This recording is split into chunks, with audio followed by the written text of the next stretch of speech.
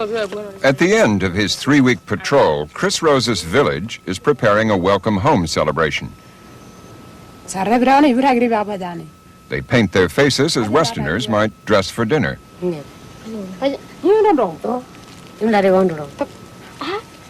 Their tribal language is Huli, but Pidgin is their lifeline to the outside world.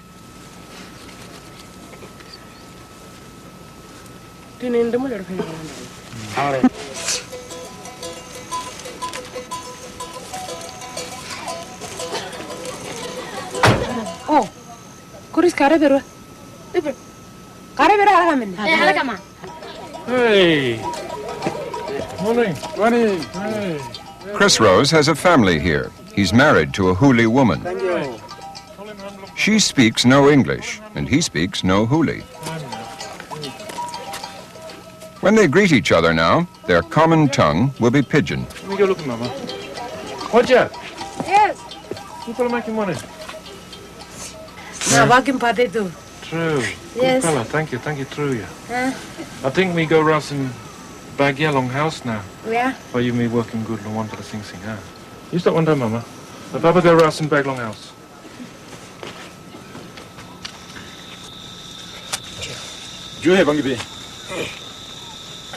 Wajili Rose's mother tongue is Huli, but she and Chris are educating their children in Pidgin, not Huli. Wajili and Chris see Pidgin English as the language of the future. Same as you, Kai Pig, and good Pala Pig, true, yeah. They live in the bush area, therefore they do use their mother's tongue. But if they go to work in another area, then they must know Pidgin, probably more than English. And I consider it a priority in their education that they should both learn, speak and write Pidgin. You past time. You may go look him sing long behind, huh? Yeah, abnon. Yeah. Okay, Papa.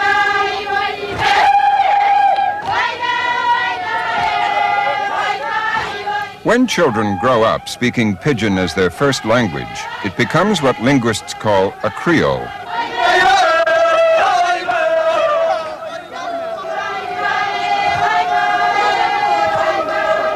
What we are hearing is a Pidgin actually becoming a Creole. Its roots may be English, but it is barely intelligible to English or American ears. It's a fascinating example of how English Creoles have developed around the world.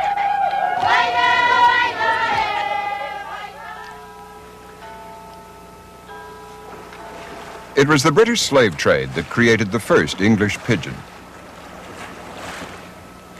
The ships that left Britain for West Africa spread English Pidgins and Creoles to the slave plantations of the New World, returning home laden with rum and molasses, creating the wealth of ports like Bristol.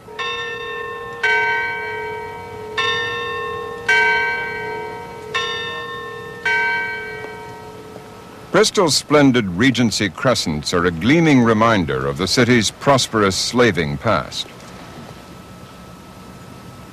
And just outside the city is the grave of a young African who would probably have known Pidgin. Pidgin is one of those loaded words like dialect and Creole we've inherited to describe non-standard forms of English. Of course, when you come to think of it, English is a kind of Creole, a hybrid of Latin, Anglo-Saxon, Danish, and Norman French. The slave trade created several varieties of what we now call Black English, a scattered family that includes an emerging British Black English, Caribbean Creole, Southern Black English, and African English.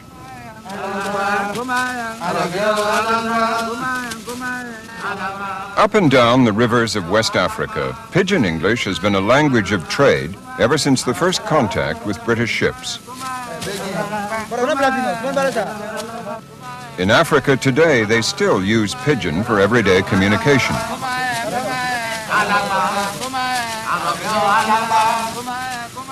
An expert in African Pidgins is Professor J.L. Dillard. Many people think of pigeon especially as being an unfavorable term, and they think maybe in terms of Meet Tarzan, You Jane. Every pigeon speaker has another language. In many cases, people who speak pigeon languages speak several other languages very well and very fluently. A West African who speaks pigeon English to another West African is not acknowledging the superiority of an Englishman or anything like that. It's his to do with the way he wants, and as long as he can make sense with it, he feels perfectly happy. The name for the pigeon around the world is talkie-talkie, talk-talk. It ain't no language, we just talking. Freetown, Sierra Leone. Here, the national language, Creole, is an English Creole spoken by everyone, including the president.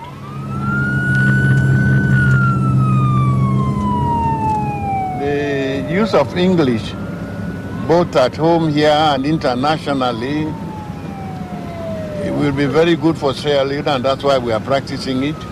And the use of Creole locally, just as good.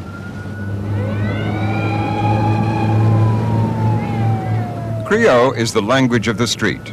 Like many of his people, President Siaka Stevens switches easily from standard English to Creole, depending on the situation. Hey, stop!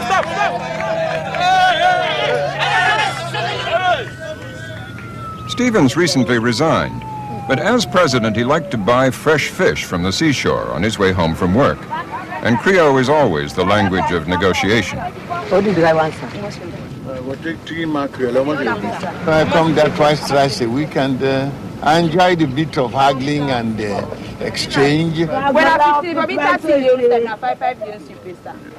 last, if you take the 50 last.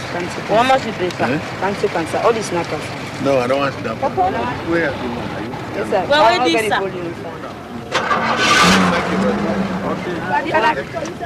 I buy fish there now and again because it's quite fresh.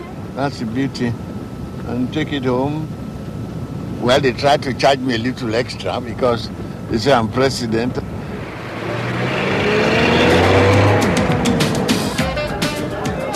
Creole is part of a family of African Creoles. Brought here by trade, Creole is being spread by trade. Olive Coker teaches English, but uses Creole in the marketplace. It includes universal pidgin words like savvy and pickaninny. Most of the communication in the market is in Creole. You can get things cheaper just by being nice to them, talking and begging most of the time. How much is pepper? Pepper? 20 cents. So I think I will see one bill. Where you get pepper there so?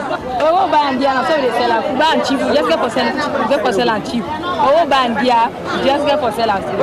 One is smaller. Well, I'm about buy. I know what's surprise for me. Put small, may I see? So for be too low, but give one place. Oh yes.